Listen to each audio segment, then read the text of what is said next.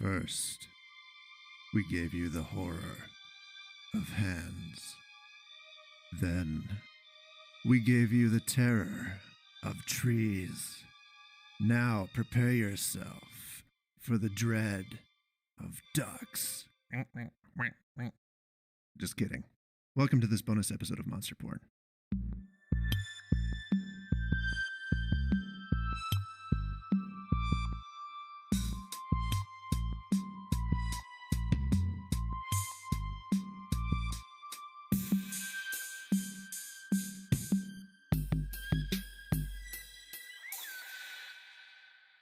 Good day, Monster Baiters.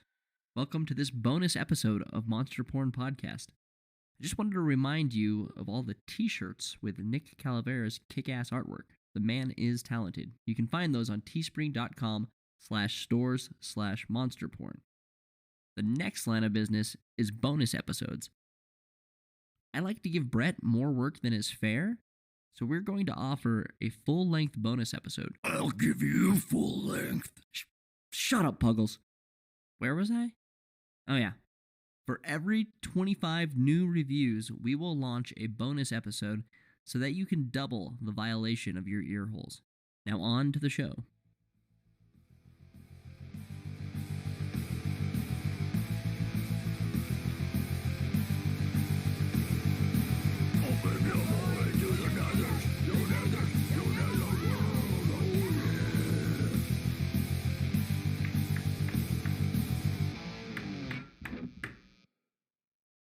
Please let it be a noise complaint. This horror punk needs to stop.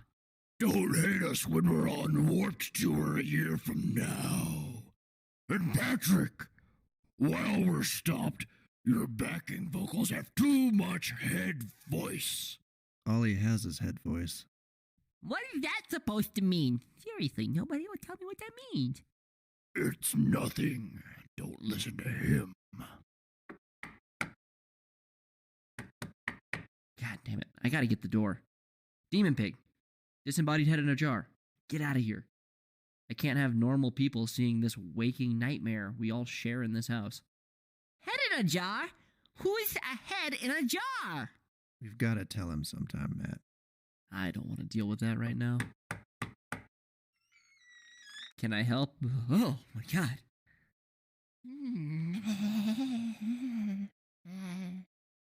Hi there. Brett, what do I do? It's still looking at me. What are you talking? Oh, God. What is it? Well, hello there. Tall, white, and hairless. Hello, stout, slightly ashen, with a disquieting pencil mustache. Can we help you? Or can I shut the door now? Please say I can shut the door now. Yes. I think I'm in the right place. You are the monster porn guys. Aren't you the creep from the funeral? Yes. I'm a big fan of monster porn. Oh, you know. What are you doing with your face? Is that a seizure? It's winking at us. Oh, I think I see what's going on here. I mean, not what's going on with your face, but I don't think you understand what we do. We're not actually porn. It's a joke, like, you know, like word porn or car porn or like one of those Facebook pages. Oh, I get you. Oh, he's doing that again with his face. What is he doing with his face? Oh, I get you. Not porn at all. Nudge, nudge, winky, winky. Legal reasons, right? I got you, boys. No, seriously, we're not porn. We are a serious occult endeavor to produce dark art. Yes, oh, your dark art has touched me in my twilight zone. Okay, yeah, so we play up the joke sometimes, but... Oh, yes, play up the joke. If joke is what I call my penis. I'm going to stop you right there, Michael Moore. Oh, I like it when you talk all authoritatively and condescendingly to me. I did like that BDSM podcast you did. Yes. That was a joke too. It was the Bad Dream Don't Sleep Real Good podcast. The acronym. You certainly kept me awake all night. Let's just cut to the story. Have you guys considered sponsorship from a bad dragon? What is that? Here is a sample of their products. Consider it a gift. That's a giant monster dildo. What am I supposed to do with this?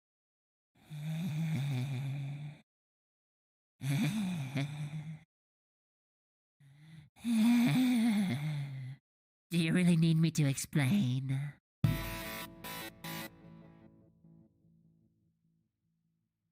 When I came back from the walk, she was gone. A good clean break. The air in the apartment had the sense in it that a busy body had just been there. It smelled like her jacket and felt like energy. Her shoes were gone from near the door. The closet was about 3/4 empty. Other things would disappear over the next 2 weeks while I was out of the house during the day. My box set of the X-Files disappeared. I'm pretty sure the Christmas stocking it came in had my name on it, but it's whatever. She left the pots and pans. After a couple years of having her stuck to my side, it was a little surprising to realize how easy it was to go a day, 2 days, a week, a month, 3 months, without seeing her at all. Even during the first weeks, while she was moving out, invisible like a poltergeist moving shit around on me. Which was fine. I was fine. Women come and women go. When things get shitty, when they start to go crazy, when I morph into an asshole, when I just want to be the hell alone for a while, etc. I just needed a good minute to get over it. The first morning I woke up alone again, I curled up on the kitchen floor and cried snot for about half a minute while my toast burned. I buttered my toast and moved on into a world where I could turn on music in the morning and not piss off the cranky lump still lazing in the bed. Good enough. I craved alone time, and now I ate it up. The only difficult adjustment, really, was sleeping alone. I don't know why. It felt like sleeping naked and uncovered, only I was both. But in a few days, the feeling passed. You know, I never really expected to be alone in my 40s, but on the other hand, I never really pictured myself a family man either. I guess it was a self-fulfilling prophecy. I also never imagined I'd still be working a job that could just as well take me or leave me, and I it. The evenings at the bar, well, at 26 or even 36, that made me a player. Now it made me look like an old drunk. So I only did a few nights of that before I decided it was time for my liver to retire from the sport. If I was a teetotaler now, the next best thing I could think of was to meet women at the coffee shops. So I made that a habit. But I ended up by myself just sitting in the corner seat and minding my own business most nights. After binging all the health documentaries on Netflix through November evenings, I also cleaned up my diet and started biking. I found I needed more maintenance than I used to. I'd gotten a little comfortable. My dad bod suggested that I had 5 children and a mortgage. I had so few kids it was practically a negative number, and I was renting a slightly slummy house. I bought a snug shirt that said Kale instead of Yale on the front, and swore I'd look good in it in a month, maybe 2. No more prefab pumpkin pies from the grocery store. I wasn't a sweets guy anyway. Dessert had been her thing. One thing that never happened before is that for the first few days after the breakup, I was actually physically sick. I mean, to my stomach. I could have had a bug, I guess, but I didn't feel sick otherwise, and I had this sense that my body just wasn't holding the stress well. I didn't think much of it after I recovered. After I was alone, the prank door knocking started. The first time, it was in the afternoon, and it was straightforward. I answered the door, and no one was in sight up or down the street.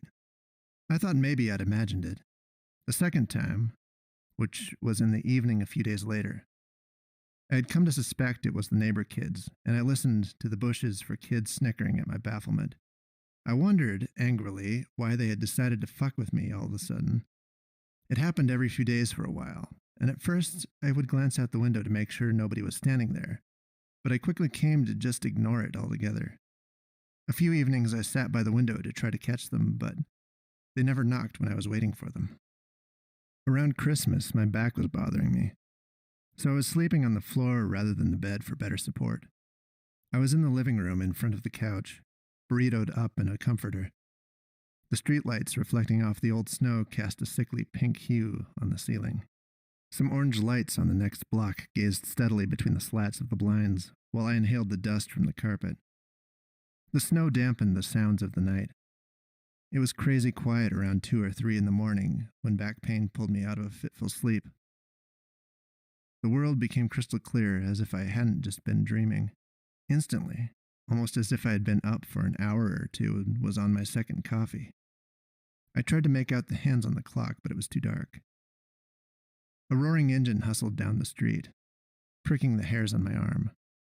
The front window lit up white and then blinked out just as suddenly as the vehicle proceeded away down the block. Again, there was quiet, and I shut my eyes. Loud and clear, a knock came on the door. My eyes flashed open. Surely I had just been drifting to sleep and imagined it. No, I had the clear sense that there was a body standing on the other side of the door. I don't know why. I listened. I lifted my head so both ears were free from the pillow. The night held its breath. Outside, I sensed someone waiting patiently. It was impossible, but it was like I could hear somebody breathing in the otherwise silent night. There cannot be someone at the door at 2 in the morning, I told myself. Unless it's an emergency, and then they'd have knocked again by now. And, I added, if it isn't an emergency, then fuck them, especially if it's the kids. There was another knock. I scrambled upright as quickly as my back would let me. I could literally feel the hairs on my neck rise up. God damn it, what the shit, I thought. I caught a cough in my throat, trying not to make a sound. I crawled toward the window and peeked across the edge of the blinds. My heart thumped once, loudly, because I could see the back of some kid's head, perfectly still. What the shit, I muttered. I collected my wits a bit and thought, well, if the kid's just standing there, it's not a prank this time. Maybe there is an emergency. Using the table by the door, I pulled myself up off my knees. I stared at the closed door, my hand just off the handle. Did I really want to answer the door at this hour? If I opened the door for the kid, was his daddy waiting around the corner to jack me and steal my TV? A small voice said through the door, "What are you waiting for?" I leapt back. I heard the light switch click behind me and I turned.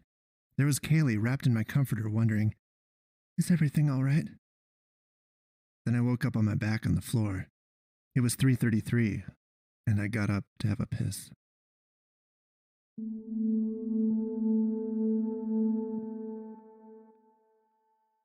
My neck felt stiff in the morning, but in a weird way, in the front, and I couldn't help but rub at it as I went through the day.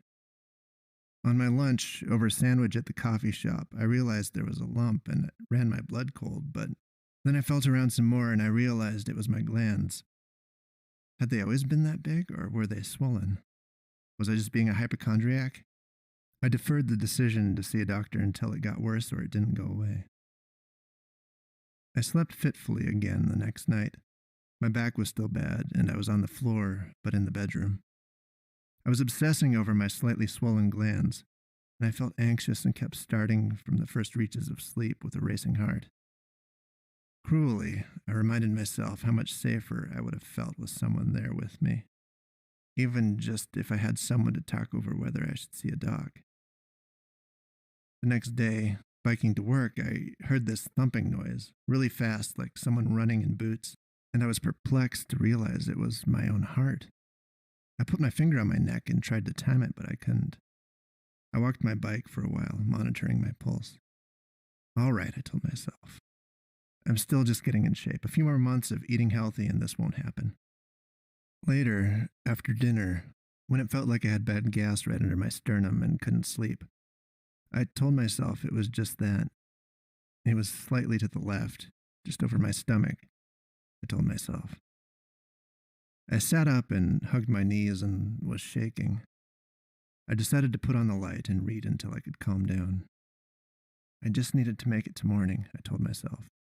And then if I don't feel good, I'll get checked out. I'll keep eating right, and I'll only get better. There was a knock. It was 10 at night in January, so not horribly late, but plenty dark. I almost didn't get up, telling myself it was definitely going to be a prank knock. But I thought I should at least peek and check. As I crept toward the window, not yet turning on the lights, I was reminded strongly of the dream. When I looked out the window, there was no one, and a part of me sighed in relief. Another part moaned in frustration. But then a child stepped back from the door and into view. She was staring at the door patiently, a kid older and taller than the one had been in the dream. I coughed. Well, I'm committed to opening the door now, I thought. I flicked on the light, first inside, and then the porch light, and then I opened the door. "Can I help you?" I asked, tired and cranky and blanket draped. A girl, maybe 15-ish, not bad looking, if an old geezer may say so, waited on the stoop staring at her toes. Dark curls fell from her crown. I now noticed that a younger boy waited behind her. Her brother, I guessed. "I need help," she said coldly. Her body barely moved, arms straight at her sides. "What is it?" I wondered, a little softer. "Are you okay?" "No," she told me. "What's wrong?" I asked her. I started to stoop to try to see her face better. "Can I come in while you call for help?" Yes, I told her. "But you have to tell me what's wrong and who you are." Reluctant, I stepped aside and let her and her brother come in, which they did without raising their eyes or looking around the house. Their arms remained straight at their sides. I grabbed my phone off the charger on my desk. "Now you need to tell me what's going on," I said, looking at my phone and pressing the home button over and over. It wouldn't wake up. I had just been charging the thing. I looked and saw that the charger was plugged into the wall. The girl hadn't answered. I looked at her, and now she was staring at me, with pure obsidian eyes. I clutched at my chest and stepped backward, stuttering the word "what" over and over. The kids never did answer my question, and now they stay in the corner where she had come in the door, or another corner when I'm in other rooms. When my trembling hand passed through the kids later that first night, I knew I was just sick, and if I got better, the children would go away. At some point, they merged together. The being was taller as one. After a day or two, she, or it, the aggregate, started wearing a mask over her mouth, like Asian people wear during a germ scare. I never see her move corner to corner when I go to another room, but I hear her swift footsteps like a racing heartbeat. Then I look, and she is there. If she is a she anymore, bald and about 7 feet tall and skinny. Her clothes had started out normal, but now they're like hazmat gear, or maybe like what a surgeon wears. Yeah, that. I can't tell where her black eyes are looking, but I bet they watch everything. I writhe in the night. Some nights it feels like my chest is about to burst. Like there's a balloon inflating in there, and I tell myself I'll get better. I just need to keep taking care of myself, and this will go away.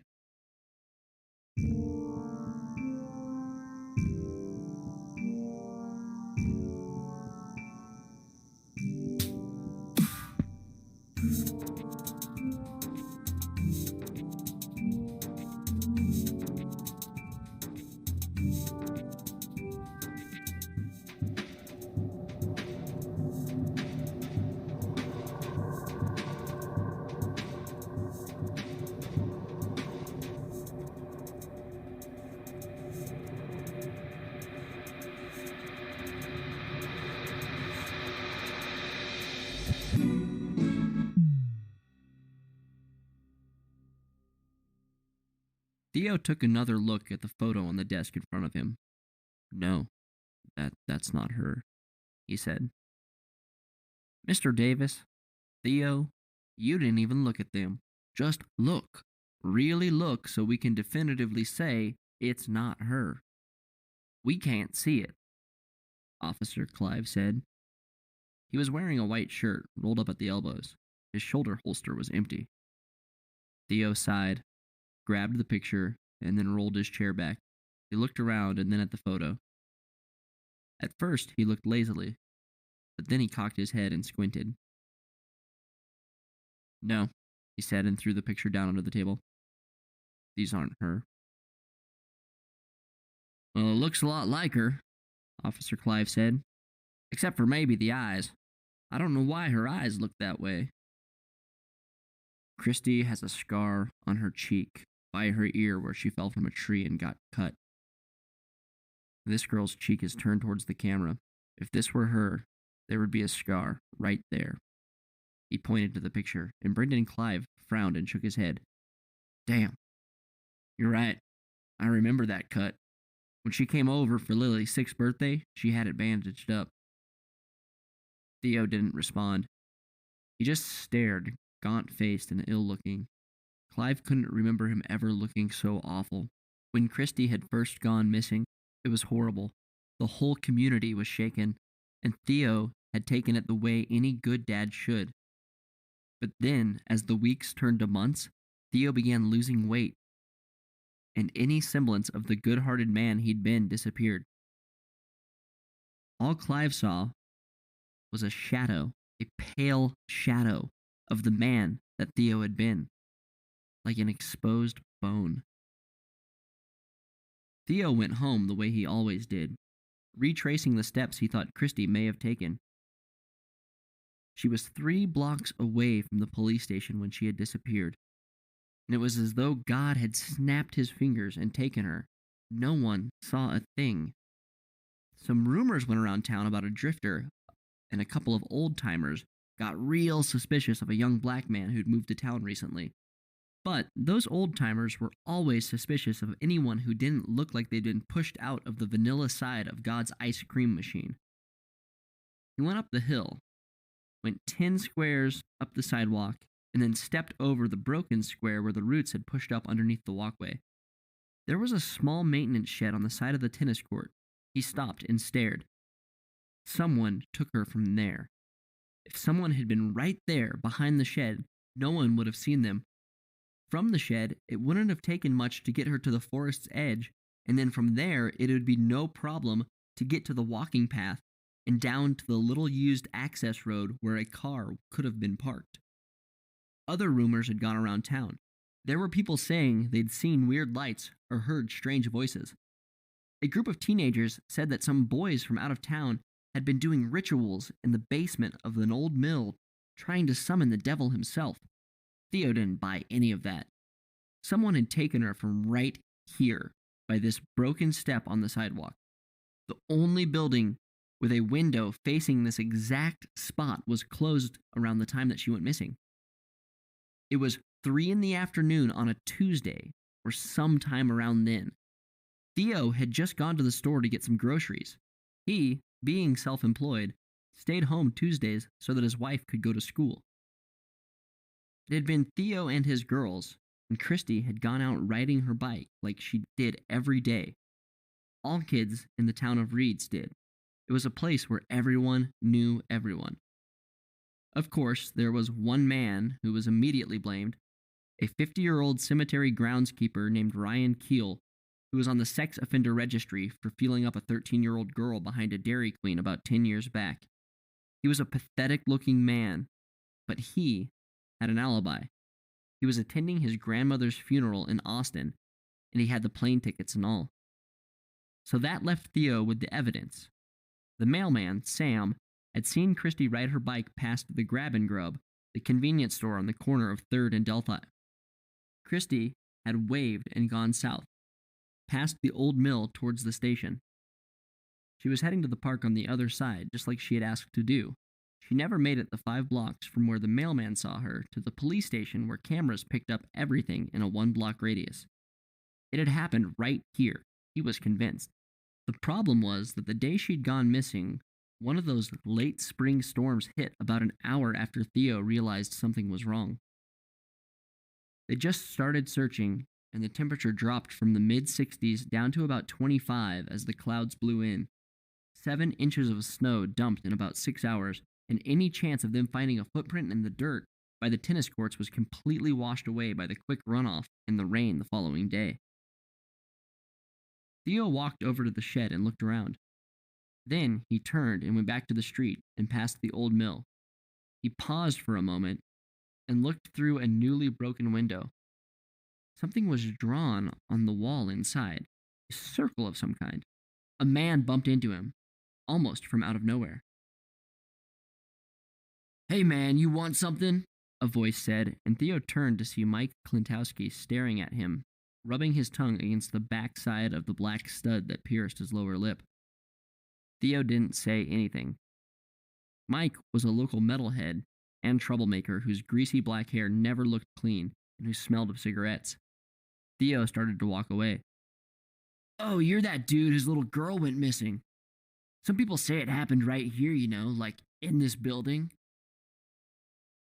Theo mumbled something, and Mike said, "What? Speak up, man."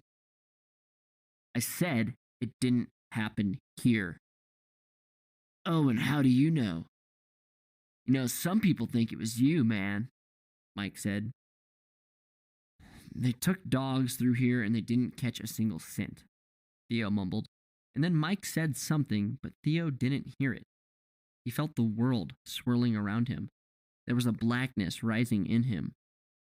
The accusations started shortly after it had become obvious that the police had nothing.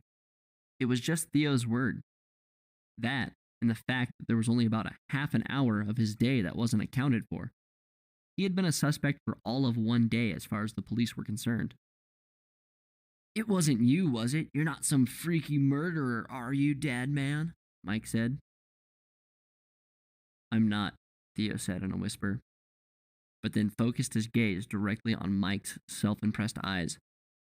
"But if you don't fuck off, that's going to change."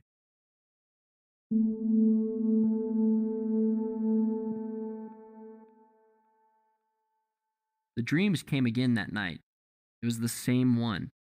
The man with the long hair and the grin stood outside of his house. Theo was inside with the curtains drawn, lying on his bed, but could somehow see him, as though he were clairvoyant.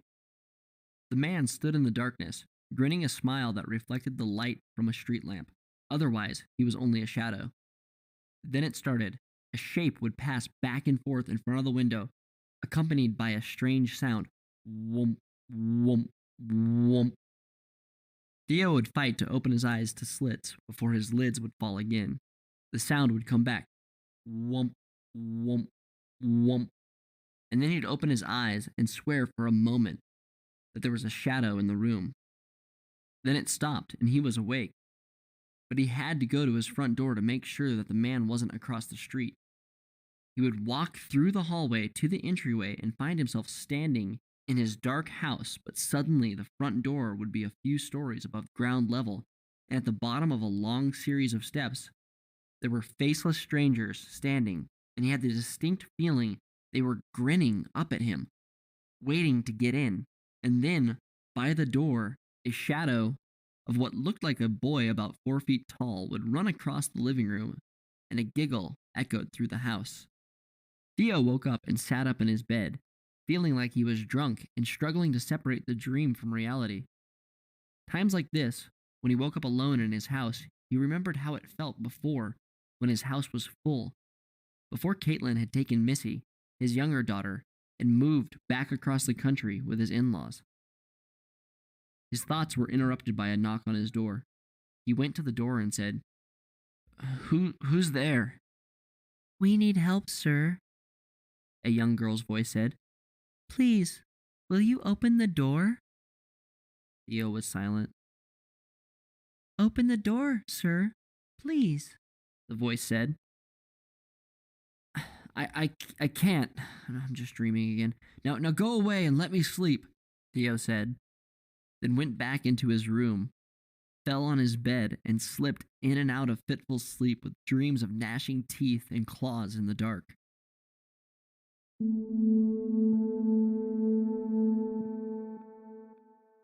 Theo, I just want to be honest with you. We have exhausted every resource other than time. There are no clues to where Christy may have gone or what might have happened. Even the FBI has pulled away. You're giving up? Theo said. No, we just don't have anything else to give right now. Our resources are limited, we're over our budget, and I can't even continue to put men on a search that has yielded no results. The case is still open, but we're at the mercy of luck or whoever did this. Whoever has Christy is winning. We don't even know if anyone has her, Theo. You know how she likes to play down at the river, and she could have gone there if she had gone through the trees and into the old road. If she'd have fallen in at the wrong point, who knows what could have happened to her? You bastard. I'm not saying she's dead, Theo. I'm saying that all we know for now is that we have nowhere else to look. It's up to the man upstairs at this point. Well, fuck you then, Brendan, Theo said as he stood up. Officer Clive just looked at him as Theo turned to go. Okay, there is one last thing we're looking into, but God, I don't see how it could be connected. But people have been complaining about being woke up by kids playing knock-knock. Theo turned and shrugged. Officer Clive leaned in closer and whispered, You know what we played as kids? Nigger knocking? And you think my daughter disappeared for 5 months to play pranks on the neighborhood? Well, I told you we're tapped out. We don't have any trees to shake, man. That night, Theo sat in his living room, sipping on a Red Bull. He looked at the clock. It was 1:30. At 2, he was going to take a marijuana edible and hope that he'd be asleep by 3. The dreams always happened between 1 and 3 in the morning. At 10 minutes to 2, someone knocked on the front door. Hello? Theo said. Who's there? Mister, we need help, a child's voice said flatly. Yeah, mister, can you let us in? Another child, a girl this time, said, and Theo got up and moved toward the door. He unlocked the door, but then attached the chain to the slider and cracked the door open. Oh my God, he thought as he looked at the children. They were looking down, and he couldn't really see them, but is her, or could be, he thought. The girl on the other side of the door had long, curly blonde hair, and the tip of her nose was pushed up slightly, just like Christy. But what? It was her. It had to be her. But there was still a nagging feeling that stayed Theo's hand. The boy was a few inches taller, and he had black hair. Both kids were dressed oddly, like they were going to church, like it was the 70s. Christy had never worn a formal black dress like that before. She wore dresses in the summer and jeans with sweaters in the winter. I don't. Who are you? Mister, we just need your help. You need to let us in, the boy said. Theo looked at the girl and saw there was no scar by her ear and no freckles. Christy had freckles, but nonetheless. Theo opened the door. Can we come in, sir? The boy asked. Sir, we need to come in, the girl said. Why would she call me sir? Theo thought. Christy would never call me sir. She'd call me daddy. I am her dad. It went from duh to dada to dada, and then she stayed with daddy. This isn't her. This cannot be her.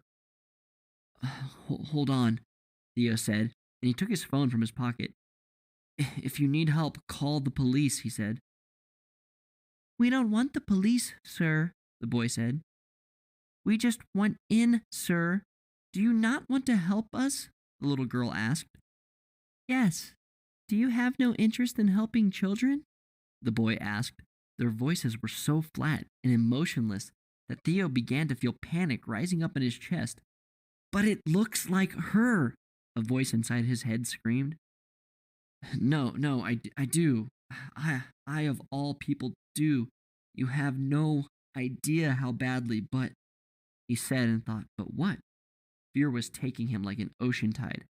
He felt absolutely paralyzed. He couldn't reach to close the door or step away. I'll just make a phone call, he said. No, just let us come in. Why will you not let us come in? The boy demanded. Mister, we aren't safe out here. We need to come in, the girl shouted. Yes, let me in. Let us in, the boy shouted and raised his head. There were 2 black holes where his eyes should have been. Something seemed to slither in the darkness of those holes. Please, the girl pleaded. Theo looked at her. Christy? He thought. It is you. Okay, he said. Okay, you can come in. The night froze as though someone had pressed the button on a video recording, pausing the whole world. The wind ceased, and the noise of the crickets went silent.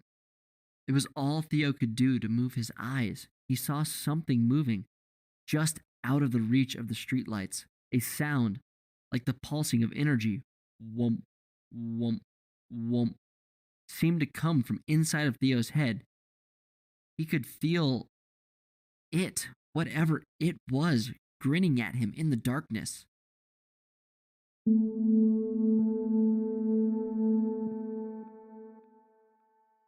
Officer Brendan Clive brought Theo some coffee and donuts one Saturday morning. Clive was off duty that day, but he hadn't seen or heard anything from Theo ever since that last meeting. There had been a phone call, someone saying they'd seen a little girl matching Christie's description in a shopping mall a few hundred miles away. It was slim, but he thought Theo should know they were going to check it out. He knocked on the door. The car was in the driveway, but the grass hadn't been cut in weeks. Theo's wife had left months ago, so it was just Theo here now, and he worked as a web developer, so if he didn't want to see people, he didn't have to. Clive began to get a little nervous, so he knocked again, louder this time. A man Clive wouldn't have recognized had he seen him in any other place answered the door. It was Theo. His hair was long and unwashed. His eyes looked like sunken bits of charcoal and were surrounded by dark purple rings. The veins on his arms stood out and looked too red. He was covered in small lumps. My God, Theo, have you seen a doctor? No doctors, Theo said.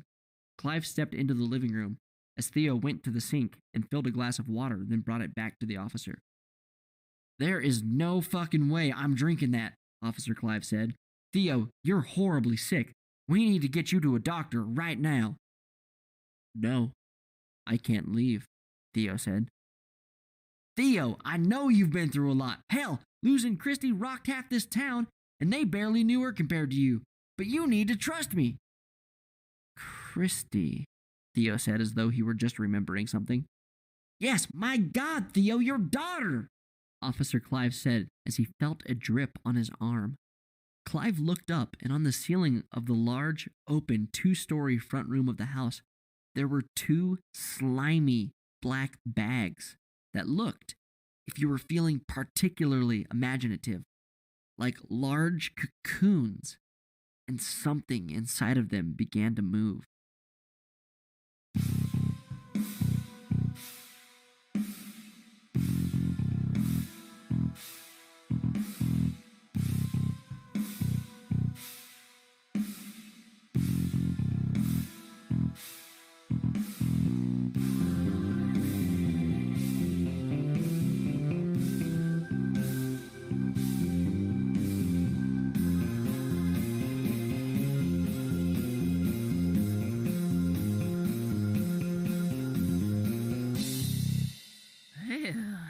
That story turned my brown mirror black. That doesn't even make sense. Or does it? Yes. You need to leave now. Hello, what's going on here? No, Puggles, I told you to stay in the basement. Put your tentacles away. Tentacles. Did somebody say tentacles? Oh no. What is at the door? It's your cute piggy demon mascot. Oh, I think I'm in love. Big fan. Oh God. Can I pet it? Oh no! What is the creepy porn guy doing to Puggles? Avert your eyes. I can't avert them. They have died. Help I didn't know you could fit a teacup piggy in there. No. Oh, yes.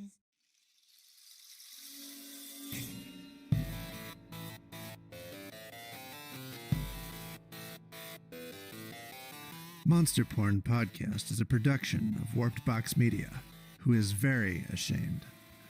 Connect with Monster Porn Podcast on Facebook, Twitter, and Instagram, or else.